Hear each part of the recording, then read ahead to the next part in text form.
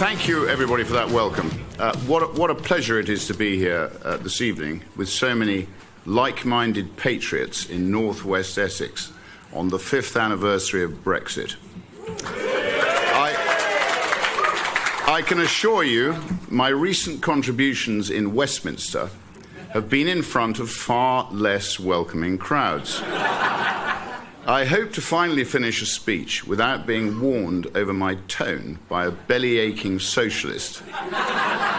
Let's see. Essex is a good place, filled with good people.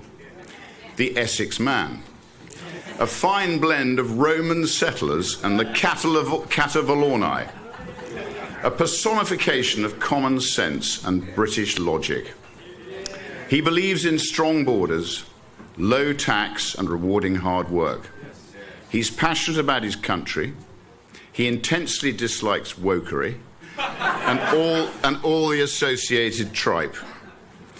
I say the country would be in a much better place with more Essex men in charge.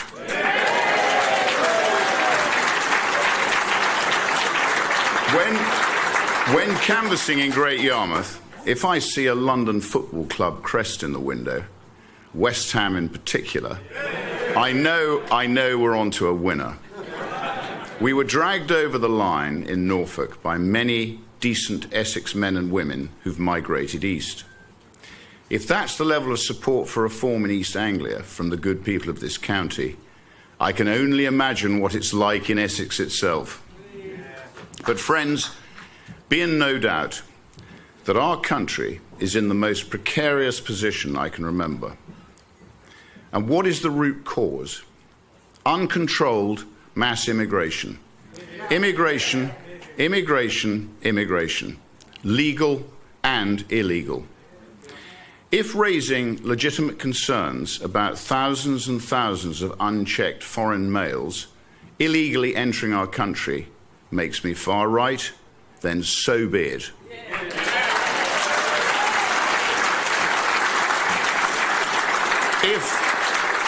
If objecting to these men, often from alien cultures that hold no respect for women, being housed in luxury accommodation at taxpayers' expense makes me a racist, then so be it.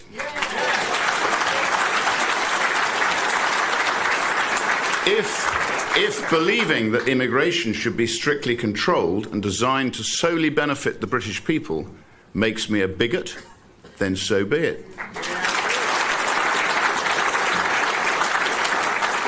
I do not care, and nor should you. For too long, our language has been policed and censored. Decent men and women have been forced into silence. I say no more. What has that sinister attitude led to? The mass rape of young working-class white girls by mainly Pakistani men on an industrial scale. That is a rotting stain on our country's history. I do not say this lightly, but it makes me ashamed to be British. We failed those girls, and heads must roll. I want deportations, not just for the rapists, but also the family members who are aware of their heinous crimes.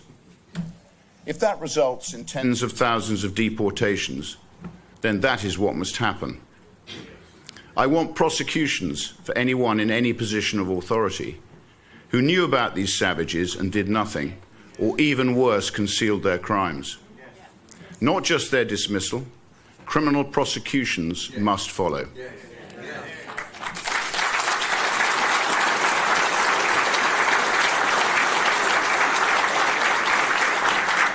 I want justice for anybody involved in these rape gangs.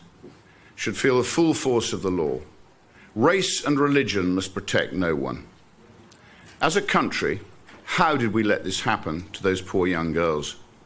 Most horrifyingly, it's still happening today. Right now as I speak to you tonight. Never forget that.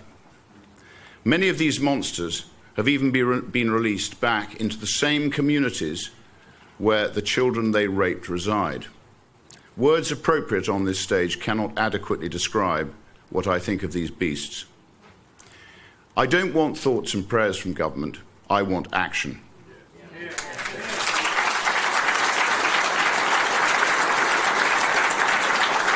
Deportations of foreign nationals who have come to our country and committed serious crimes against the British people. Deportations of those arriving in our country illegally. Send a message: if you come here without permission, you will not stay under any circumstance.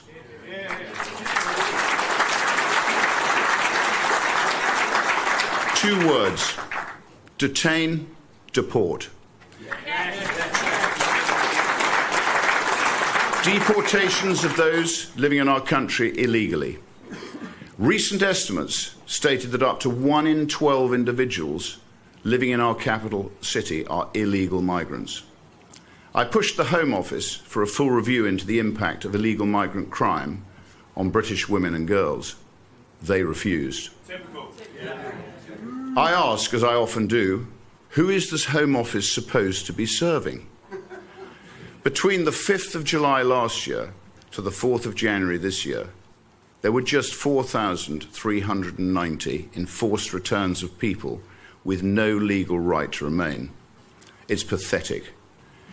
In a recent debate with an immigration lawyer, another profession pork-barreling a living, I was told that a deportation scheme on the scale required would be impossible, as it would take a flight leaving every hour. That sounds like a very good starting point to me.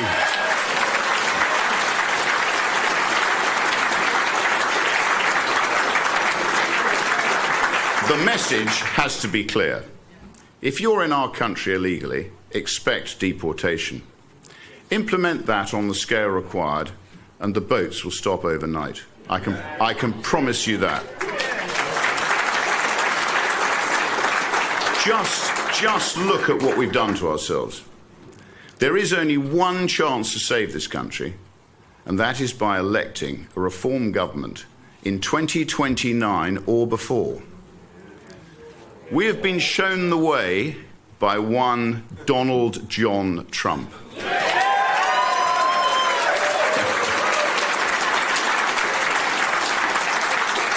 Certain moments go down in history as a fork in the road, and Elon Musk purchasing Twitter is one such event. Without that, there is no free speech. There is no Trump victory. There is no saviour of the West. And for that, I am grateful. Now we can look to America as a source of hope and inspiration. I'm sure, like me, you've watched on with envy as Trump tears up the established order in the most spectacular fashion. Let's go through several of my favourites. Starting with the best, you'll love this one. He shut down all DEI programs within the federal government with immediate effect. Glorious music to my ears. We should call DEI what it is: anti-white racism. We must eradicate the poisonous diversity industry, scrap every DEI-related job, and judge people on merit and merit alone.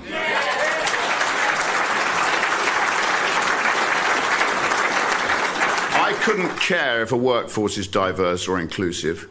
I only care if it's competent. That is all that matters. Up next, Trump declared there are only two genders.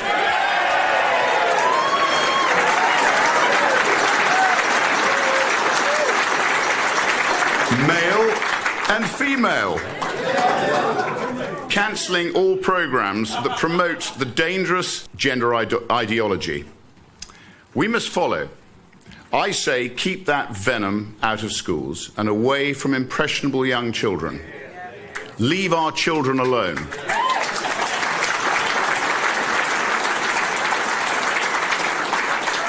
What about on government efficiency? Establish the Department of Government Efficiency, otherwise known as DOGE.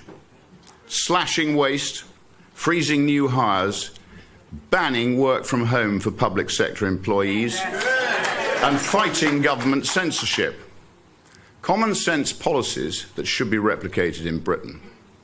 And finally, On immigration, I prefer to keep it simple with the 2 Ds: detain, deport.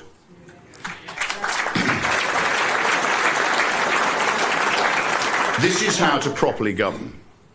Watching Trump and the Americans, it has made me even more determined than ever to restore our unique country through a great repeal act when Labour falls at the next election, as surely it will.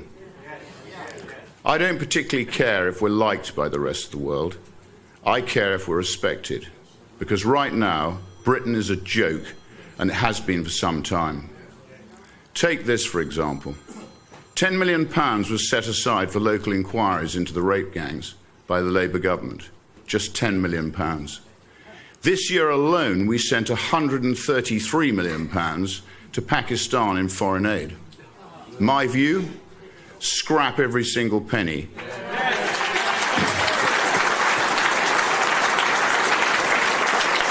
Or at the very least, use it as a weapon to force the Pakistani government to accept their deported rapists and criminals.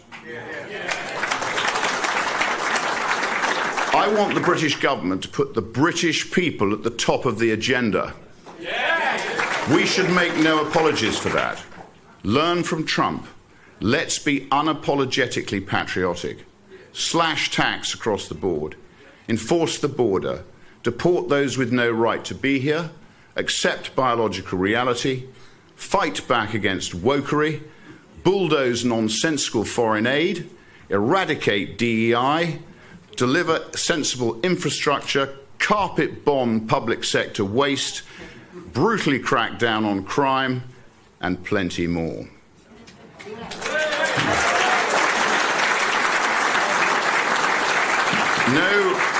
No speech of mine is complete without some apposite quotes. So I have 2 for you tonight. The first from England, Your England by George Orwell, where he observed the following. In left-wing circles, it is always felt that there is something slightly disgraceful about in being an Englishman, and that it is a duty to snigger at every English institution, from horse racing to suet puddings.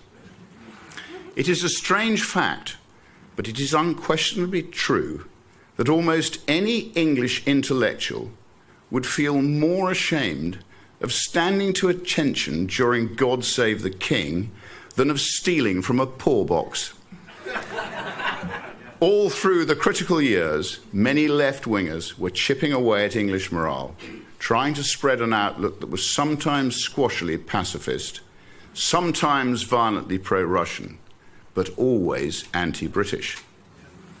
The second by Adam Smith in 1776, when he said, "Little else is requisite to carry a state to the highest degree of opulence from the lowest barbarism, but peace, easy taxes, and a tolerable administration of justice, all the rest being brought about by the natural course of things." I love Britain, I really do. We've got the best people in the world. We need a government that will put us first, protect our interests, and get the hell out of our way.